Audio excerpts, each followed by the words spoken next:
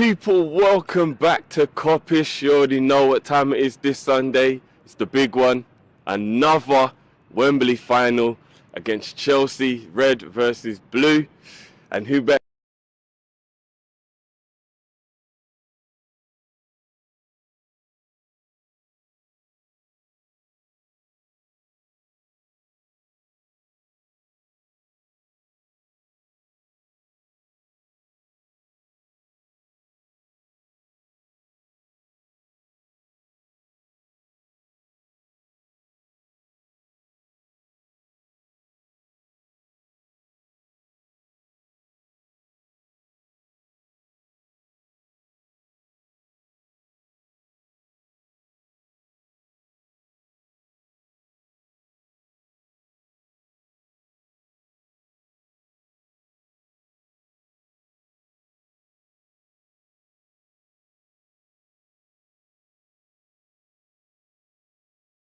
Sounds stupid to be like superstitious, but all three of the finals we won. Yeah.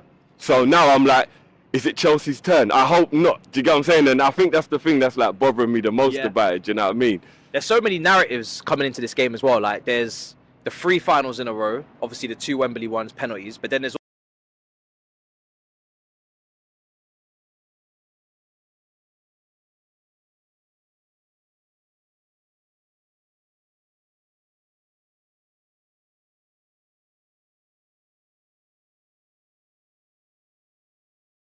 everywhere, like covered in chips on shoulders. So like there's just so many reasons for why we need to win this game and why we have to come in fully charged and prepared. And it's such mixed emotions right now for Chelsea, because when we went to Anfield, we were wide open. You guys were cutting us apart, could have won 6-7-1. But then when we went to the Etihad, it was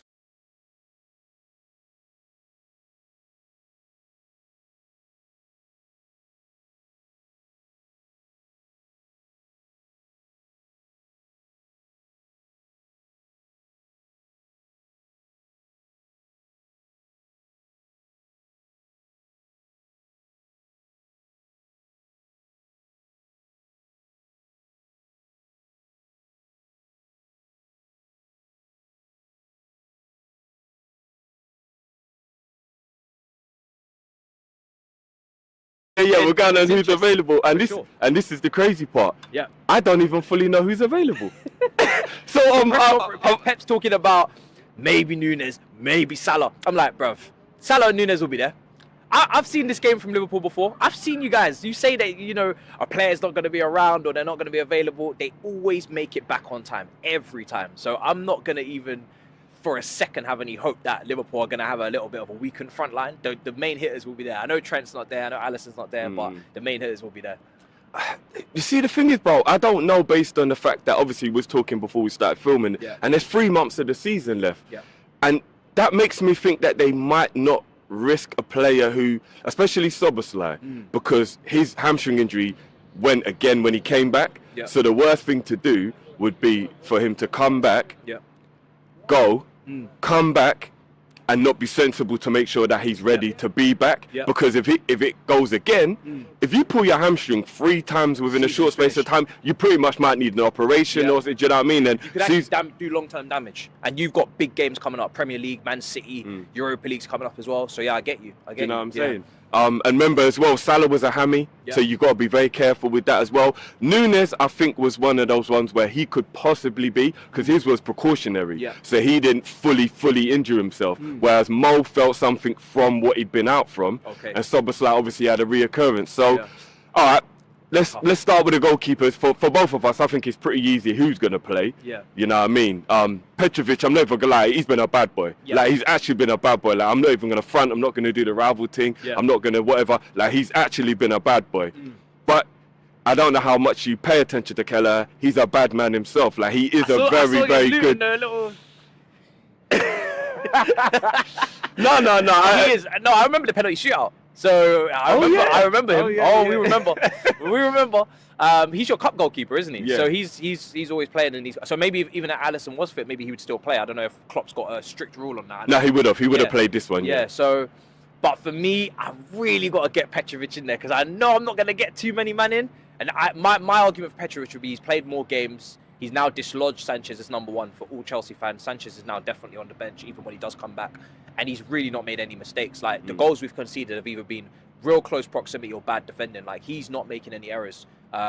He's just solid. He really is solid. He could be better on cross collection. That's one thing that he really has to probably improve as the years go by.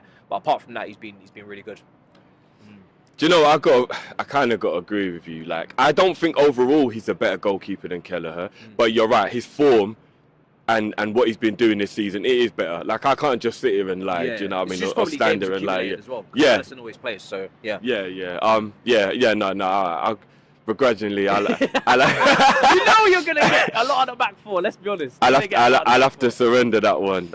Real talk. All right back. This is interesting. This is where I have to leave with something, because if I don't leave with this, I'm not leaving with much. Gusto has been one of our best players this season. Like, right back for him, he's obviously taken over Reece James because he's been injured, getting assists, great defender as well. Like, he's solid going defensively, good going forward, balance. He's even played left back a few times for us as well and done well out there. And he's only 20. He's only a couple months older than Bradley, so obviously he looks older than 20. I was so shocked when I found out he was 20. Yeah. Like, when I had to check, because I was like, this guy must be 22, 23. Yeah. Nah, he's 20. So it's his first season in the Premier League, and he's balling it, man. He's really balling out for us. Like, we don't even worry about Reece now, which is crazy, because Reece James was our best, probably one of our best players. Like, we were solely dependent on him down that right side. Yeah, chance creation, all that stuff. So for him to come in and just completely ease our fears is crazy. Like, it's actually mad.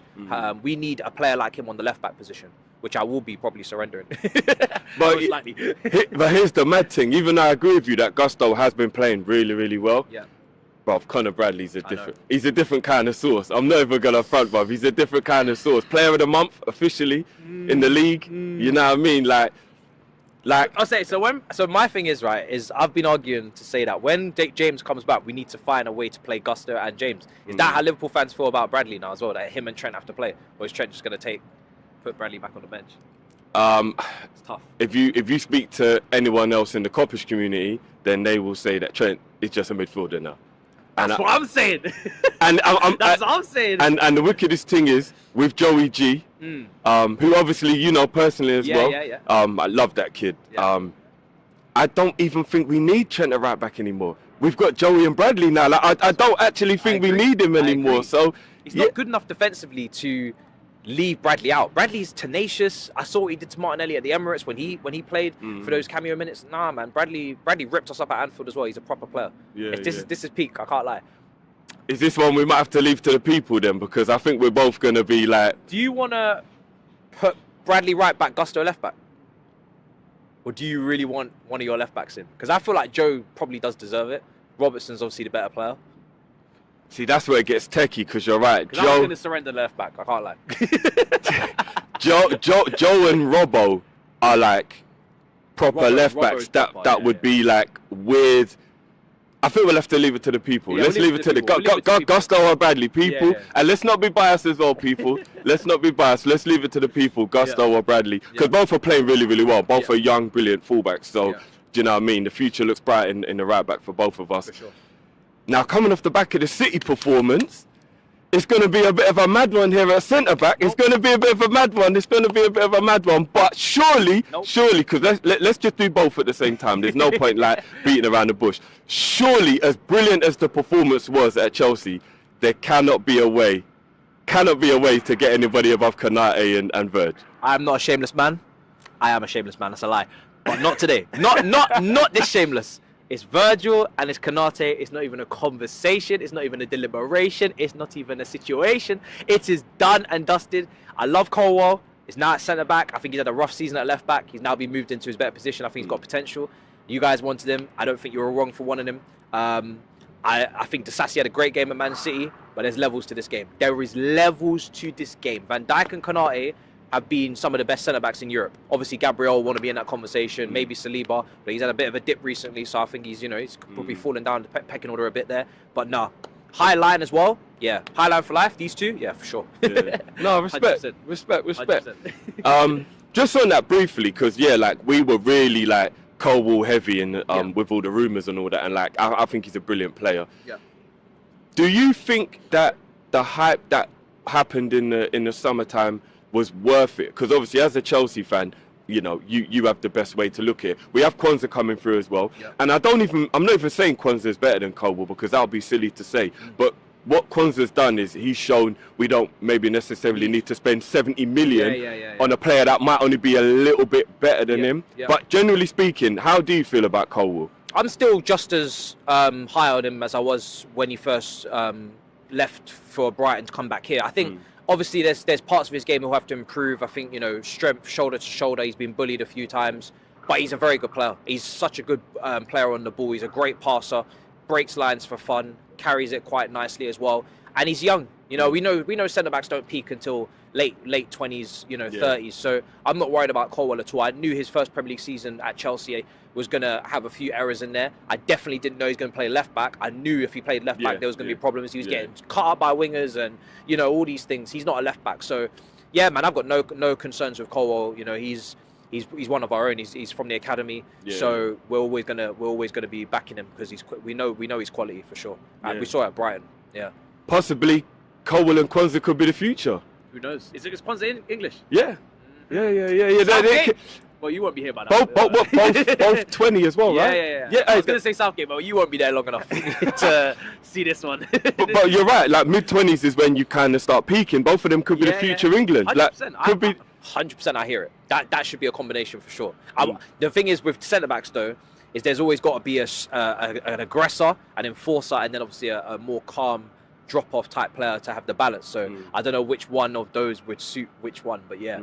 Left foot, right foot as well is perfect. It's actually a perfect future combination. Listen, I'm gonna personally put Joey in because I think Joey's who will play, and I don't even necessarily think it's because Klopp thinks he's a better left back than Robbo, because that's clearly not the case. But I do think that because of the way Chelsea play, he might want to utilise being able to play a left-footed player that can still be a bit of a threat. Because what Joey does when he plays lefty, he becomes a goal threat, which is so weird because that's like he's never even scored a goal.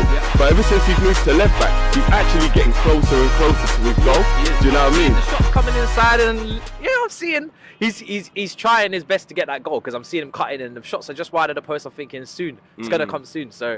Yeah, man. I think obviously Cole Palmer will be out there, so a left footer cutting in on that side, and then maybe someone shepherd them in. Yeah, it could work. Yeah, I could see it. So I would. I mean, I know. Is there any left back that you would put up for an argument at the moment? No. They've not had good enough seasons. Chilwell's been injured for too long. He's just come back. He's been shaky. You know, sometimes good, sometimes maybe not. And Kukureya's injured as well. So yeah. All right, we'll go Joey then. Yeah. So it's looking quite healthy at the moment, people. We've got one Chelsea player in goal, obviously. We let you lot decide Bradley or Gusto, and then the rest of the back three is Liverpool. So it's looking healthy at the moment. But this is when it's going to get a bit mad because, look, we're moving into the Chelsea strength now. We're moving into midfield. We're playing 4-3-3, right? I've got to stretch here because I've got to get someone in. We spent a lot of money. 4-3-3, yeah. I think so, yeah. I mean, we could go 4-3-3. We could go 4-2-3-1. I think I got to say off the bat, Cole Palmer's got to be in here somewhere for us. Okay. So if we go 4-2-3-1, it allows a pivot and then a 10. If we go 4-3-3, then it's obviously all centre mid. So I don't know. What? All right, let's see how it develops then. Let's start with the 4-3-3, but then if it looks like it might make more sense, we'll do a 4-2-3-1. Yeah. In our DM role at the moment, he might on paper not seem like he's anywhere close to Caicedo, who I wanted more than anything. Yeah. But Endo has been playing unbelievably well. Even when he went away to the Asia Cup, he was still playing really well for Japan. Come back, picked up where he left off. He's been amazing. For 16 million in this market, it's actually been one of the biggest steals that we've ever done. Yeah. But I do get Caicedo is obviously a better player. In terms of his form, how are you feeling about Caicedo at the moment? Caicedo is one of those players that sometimes he's been set up to fail because the midfield has just been one big gaping hole that he has to cover by himself because Poch's had Enzo doing up 10 and second striker shifts and Gallagher's been up there too. So it's basically just been him holding it all together. And on top of that, you know, he's got a Silva behind him who's not the quickest. So, you know, he's going to get exposed in those areas. We're not going to be able to push up as a defence as you guys would. We've done that recently with Disasi and Colwell and that's helped be more compact. But Caicedo, he's turned over the ball sometimes. You know, he's lost possession in some dangerous areas. People will remember that. His tackling technique's being a bit off sometimes. You know, in the last game against City, could have easily been sent off. Some really clumsy challenges. So form is mixed, I'd say, to be completely honest. But the potential is so high, and I have no doubt he will be a great player for us. But if we're talking about on form this season, I can't really say anything other than putting Endo in there, because Endo, he hasn't lost a game for Liverpool. From what I don't think so. No, yeah. That's mad. That's mad. Yeah. And then when you talk about like expectation, I mean, they're worlds apart. Everybody thought Caicedo, like we were fighting over him, and Endo's just come out of nowhere. I think he was relegated with Stuttgart, wasn't he? Or they were fighting relegation just last day of the season. Yeah, I think they avoided it. Yeah, I think Endo's a proper DM. I still think you guys need another one, because I don't think you should use McAllister there again, because McAllister's clearly better, you know, higher up the pitch and playing as a player that can get forward and get goals. But I think as a proper enforcer, and Endo there, yeah. All right, I think we might be better off sticking with the 4-3-3 then, because I got a feeling that I know what will happen here. So I think, personally, I would go Palmer left 8, Palmer right 8, McAllister left 8. I think that would be what I would do, especially if the players available. Yep, are you on the same wave? I'm cool with that. I just got to get one guy in. You know, the midfield it's a techie situation, because Enzo, for me, again, he's a quality player. Like, I have no doubt about this guy being able to play at the highest level.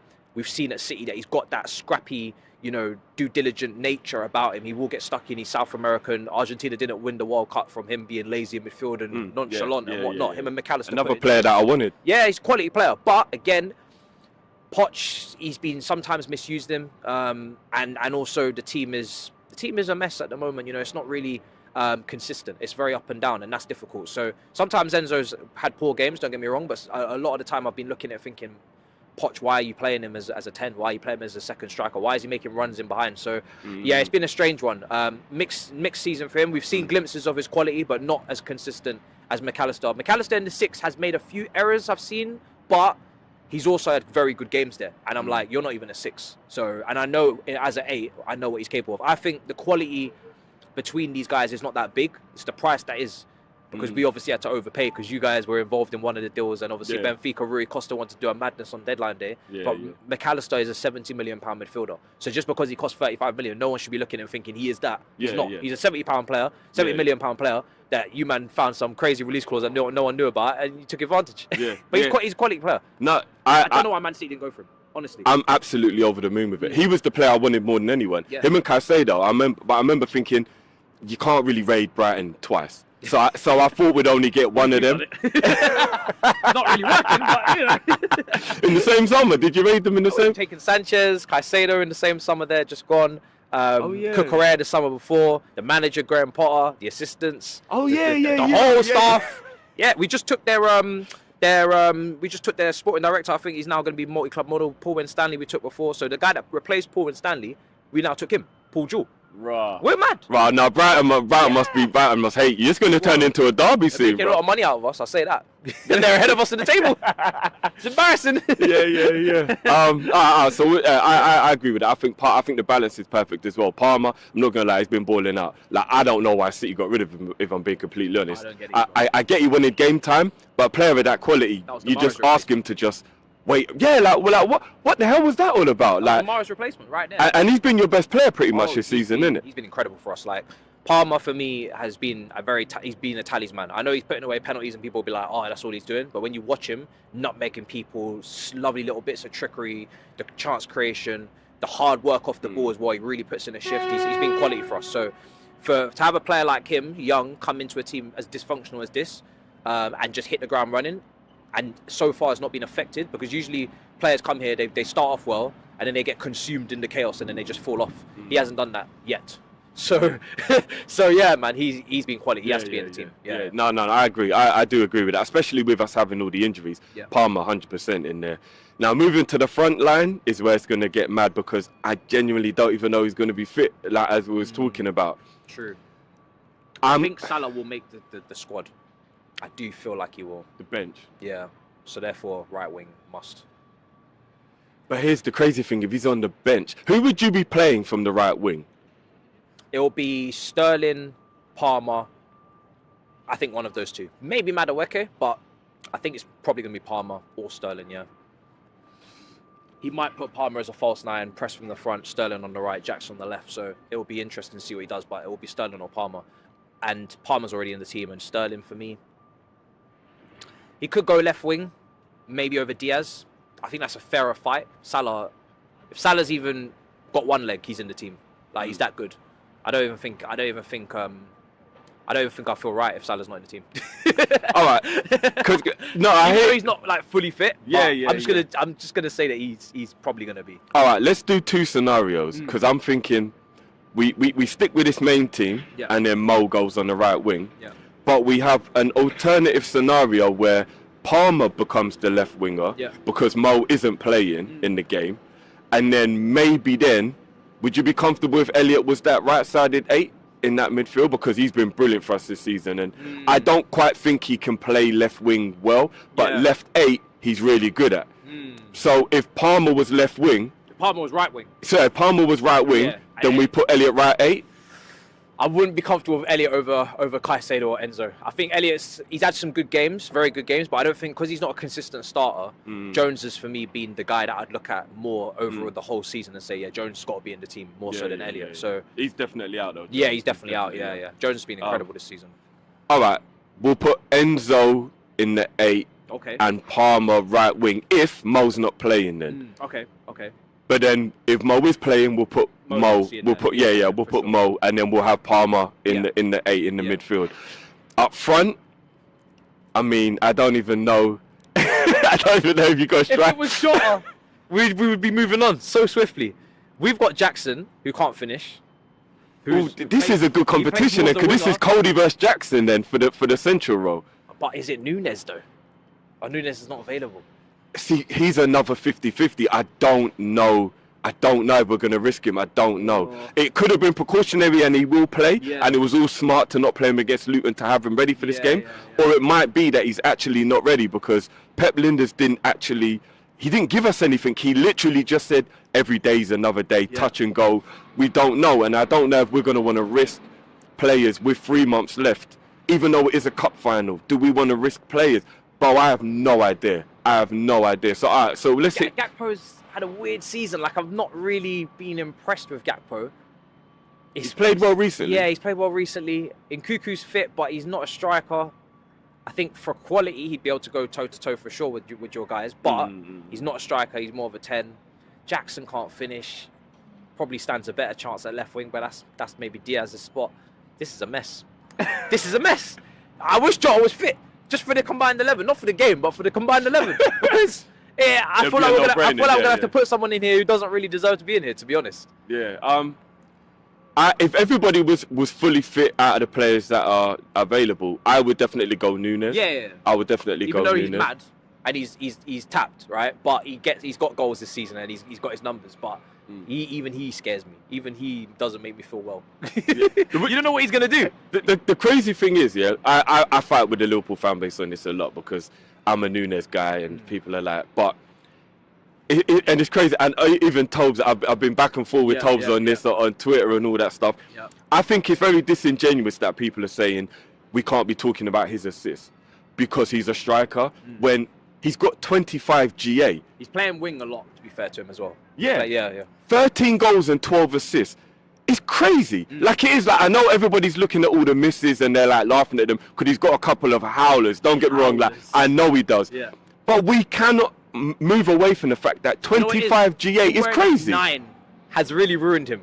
If he was wearing the number like 17 or the number 7 or something. Or if he still had 27, like when he got it. He's wearing the number 9. When you look at number 9 is goals. Number 9 is clinical and number 9 is finishing. And no one's thinking, oh, how many assists the number 9 getting? Obviously, Harry Kane got his assist, but he had his finishing. So that's what people are looking at. But for me now, Nunes is becoming a winger.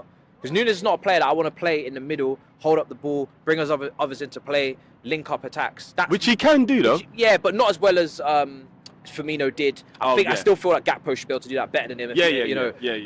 Jota's obviously played in the middle as well. For like left wing, you can have your touch. It's not a problem. There's space over here. You know what I mean? Do whatever you want to do. Your chaos, and then cutting on your right foot and slap it top bins whenever you feel like it. Like that for me makes sense with him. But yeah, he's Yeah, he would be in the combined 11 if he's fit, for sure, because he's put the numbers up.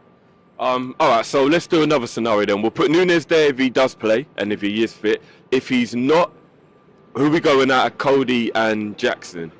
I mean, obviously, I'm going to be a bit biased, and I would personally say Cody, but is there any argument for Jackson? For me, Jackson's a very good player, and he could play false 9 for a team like Liverpool if you got the goal-scoring wingers around him. His ball carrying, his link-up play, his hold-up play, his pressing, it's just to finish him. So it makes sense to have him if you're going to have a striker or finisher on the left wing.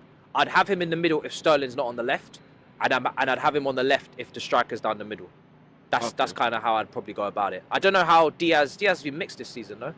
Yeah, I mean, people are more annoyed with his form than I am. But again, 4 assists and 10 goals. He's not having a bad season. Yeah. But I think what it is with Diaz is maybe he's a bit indecisive. Yeah. And maybe there's passes he could have made that he won't.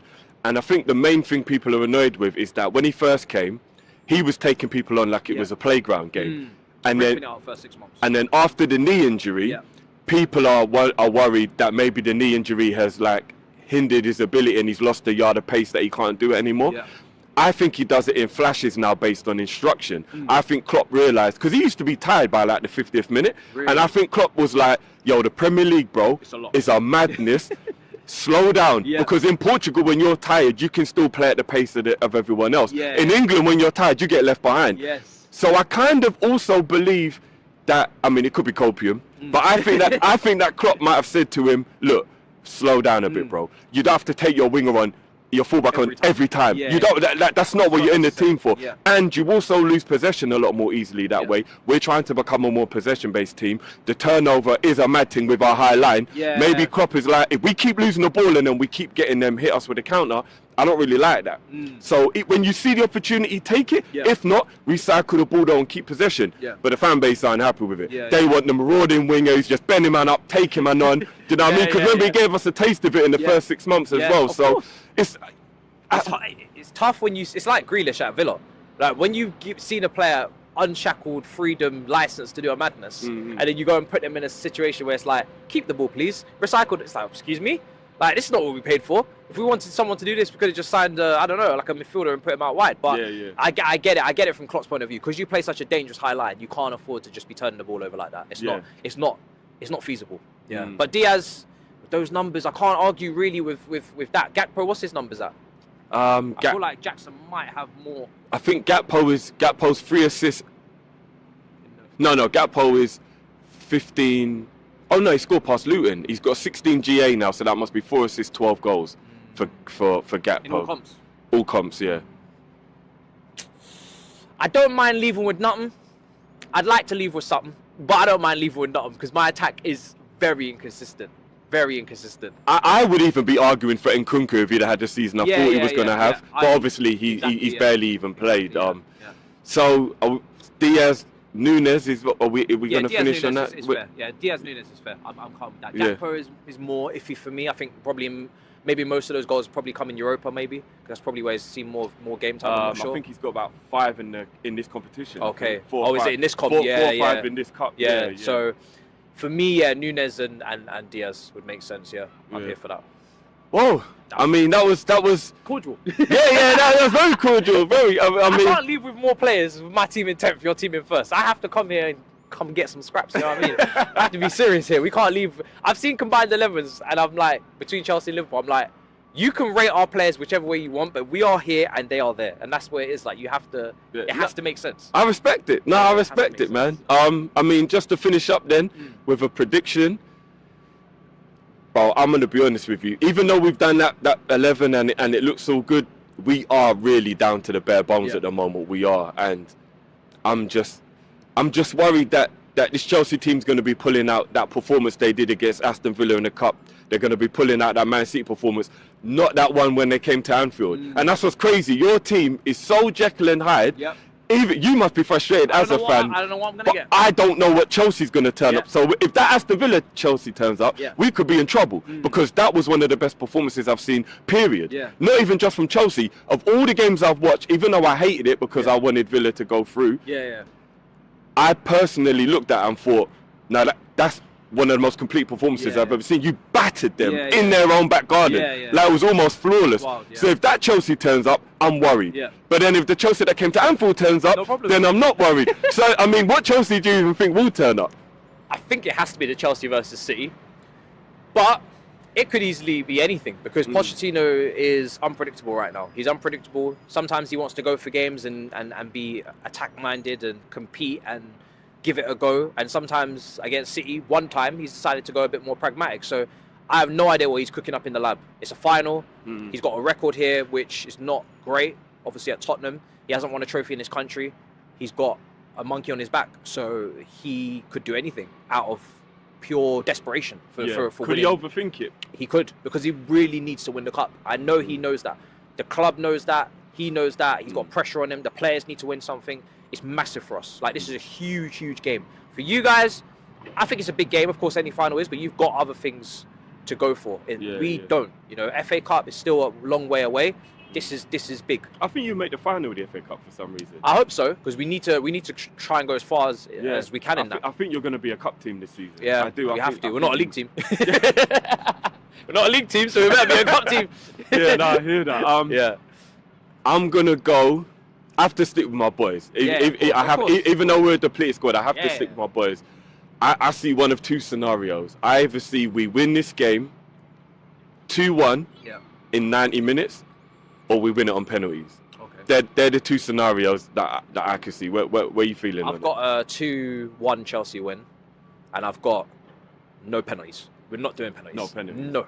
Okay. Under no circumstances can we do penalties again. I'm not doing it. I'm not doing it. So it has to be done in normal time. Even extra time maybe, because you played in midweek. And Luton did give it a fight, but no penalties. If it's go to penalties, I'm turning the TV off. I'll face the wall. I'll do what Klopp did. He doesn't like watching the penalty shootout. He don't like watching it. But there you have it, people. Let us know in the comments what you think of the combined 11. Obviously, let us know Gusto and Bradley. Let us know who you would be playing in midfield. Obviously, if Salah's not playing, I do think Cole Palmer right wing makes sense if Salah's not playing. So yeah, people, let us know. Obviously, make sure you get over and you subscribe to Matisse's channel, doing big things over there. And make sure you like, subscribe, and all that stuff, especially if you're new here. So, until the cup final, it's been a pleasure, bro. Pleasure. And may the best team win. We'll see you on the other side, people. Peace.